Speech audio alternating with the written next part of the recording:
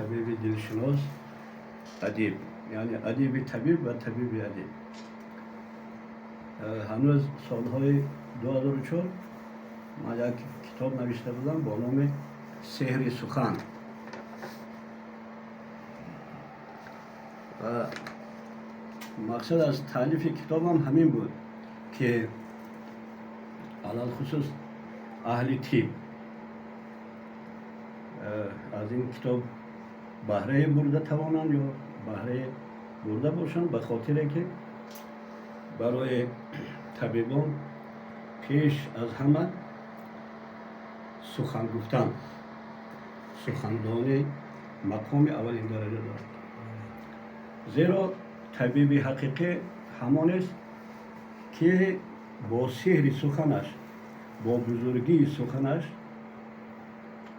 با تارهای بسیار باریک و قبل میکروسکوپی دلها وارد شده به همون تارها ناخون زده تواند. انا آن وقت طبیب به مراد میرسد. یعنی طبیب اگر سخنگوی و سخندان باشد، پیش از همه وقتی که به قلب انسان ها وارد شد، الکی اخلاص بیمار، احترام بیمار، اعتماد بیمار به طبیب 10 چند می شود و همین الکی خودش طبابت است. یک واژه سخن، مثلا در عرب ها حدیث میگویند، خودی واژه حدیث سخن است. یعنی شخصیت های بزرگ با استفاده از آیه ها، سخن ها، حدیث های خداوند و رسول اکرم صلی الله علیه و سلم استفاده میبرند و وقتی که حدیث میگوید الکی همین وارد میشود، زیرا که واژه حدیث خیلی درست، با قوت، بلند مقام قبول میکنم. وقتی که اینطور قبول کردم، خواهید نخواهید الکی تاثیر مثبت وای میرسد. و از همین نگاه در کتاب من گفته بودم، فکرهای من بودیم که اهل طب باید سخندان، سخنگوی و سخن آفر باشند. من چخیلی که شاعرها سخن آفر هستند. خب از این نگاه فکر میکنم نفری که من در نظر دارم از اهل آن نفرانی که با طب سر و کار دارن، چی با طب مردمی، چی با طب عنعنوی، اگر از همین کوچه گذشته باشن، فکر میکنم که برد میکنن. نه اینکه خودشان برد، بلکه بیمار پیش از همه برد میکند. اما یک سخن معمول است که بهترین گوهر گنجینه هستی سخن است. گر سخن جان نبود، مرده چرا خاموش است؟ سخن خیلی پهلوهای گوناگون دارد. با وسیله سخن می توانید طبابت کنید و با وسیله سخن می توانید بکشید. سخن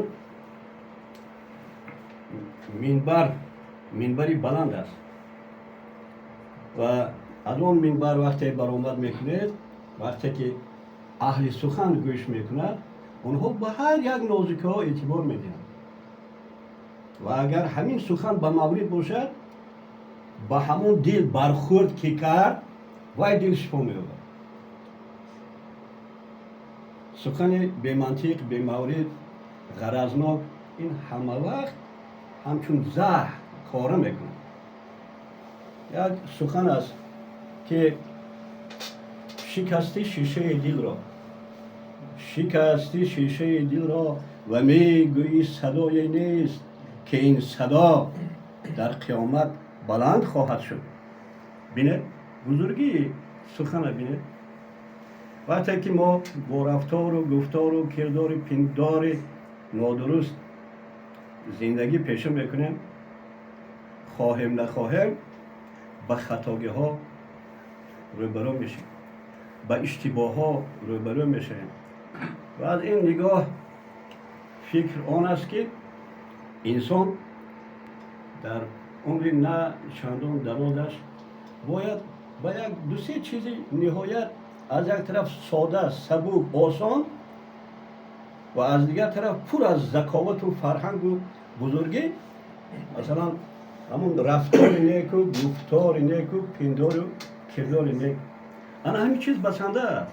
اگر ما شاگردهای نبیره همون خیش اقربای خودمون پیوندهای هجده باشد، به همین چیز وادار کنیم، کوشش کنیم که آنها مثلا رفتارشون نیک، گفتارشون پندار و کردارشون نیک باشد. فکر میکنم که از این فقط برد است و علاوه خصوص باز همون فرزندها.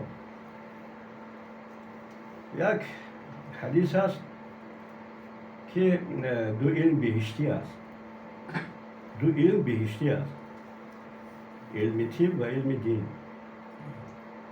در اصل بهشتی است.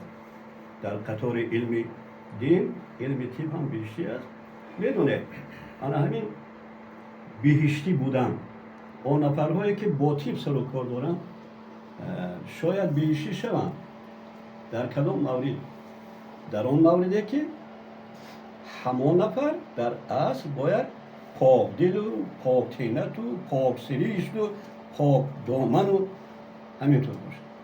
یعنی که در این برابر و در این روان خاکساری و فروتنی و این چیزها همون رفتارش و گفتارش و کردارش و پندارش باید نیک باشد.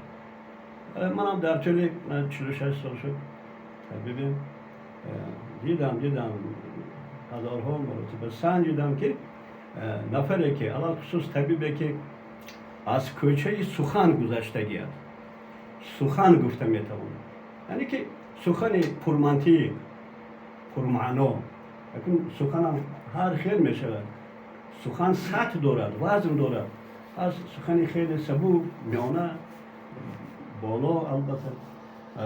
و فکر میکنم که نفرهایی که با سخن سر و کار دارن و اهل سخن هستند بردشون بیشتر است. من در نظر دارم در بین پیش از من طبیبان و در اساس انا همین حدیث که دو علم بیشتر است، علم دین و علم طب، یک چهار مثل مولانا بلخی رو اینجا میاریم که به مورد است.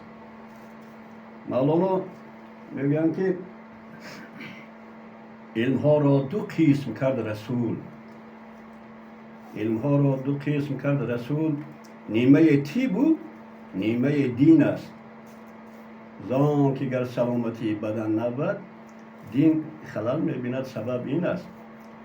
مردی که انسانی که بیمار است یعنی مریض است، مشکلات در سلامتیش است، دیگر و دیگر و این نفر هزار کوشش کند هم در بعضی موردها همون رکنای اساسی شاید همون دین رو یا اسلام رو اجرا کرده نتواند، یعنی که مشکلات دارد، مشکلات ایجاد می شود و اون نفر در عذاب است. و از این نگاه انا همون بینه علم ها رو دو قسم کرده است، نیمه طب و نیمه دین است. همین طب در همه حالت اگر بیمار باشد با وسیله طب شفای کامل کیا خدا خواهد. نفری که سلامتی خوب دارد، بردم است، بقوت است، کار و پیکاری وی باز دیگر است.